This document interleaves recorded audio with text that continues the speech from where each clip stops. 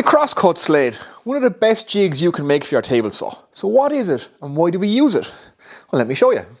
Possibly one of the best jigs you can build for your table saw in order to turn it into a highly precise, fine woodworking machine. It will allow you to build things just like this. So all the work for these shoji lamps, all the joinery were done on the Cross Cut Sled. Okay, first thing to point out about our Cross Cut Sled is that it runs on two tracks that sit into the T-slot for our table saw. So as you can see, it moves forward and back in those tracks, making sure that it's extremely stable and there is no left to right movement, which helps with the precision.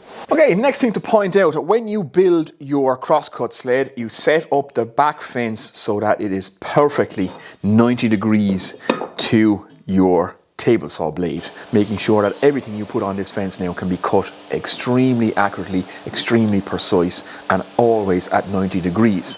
As well as that, you can see the exact width of the curve of your blade, so it is a brilliant visual reference. So when you're doing things like trenching cuts, cutting little dados, things like that, you can line it up perfectly with the edge of your blade on both sides of the cut, which is extremely important. Now, another advantage to the Cross Cut Sled is the fact that we don't get kickback. So we can perform lots of cross cuts. We have no fence running parallel with our blade, meaning that no piece can get stuck between the blade and the fence, which is what causes kickback. So cross cutting with your fence in place, your standard fence on your table saw, is quite dangerous indeed. This allows us to do multiple cross cuts nice and safely, and the material has plenty of space to move away from the blade on both sides, and it allows us to be highly accurate as well. Much more accurate than like a miter gauge that would come with your table saw. Now, another thing to point out, it has a slight risk to it. Obviously, this blade is running without its guard, so you must keep your hands up and away from the blade at all times, up on the fence here. And we have a block at the back so that we can, our blade runs into that, so we never come in contact with that blade.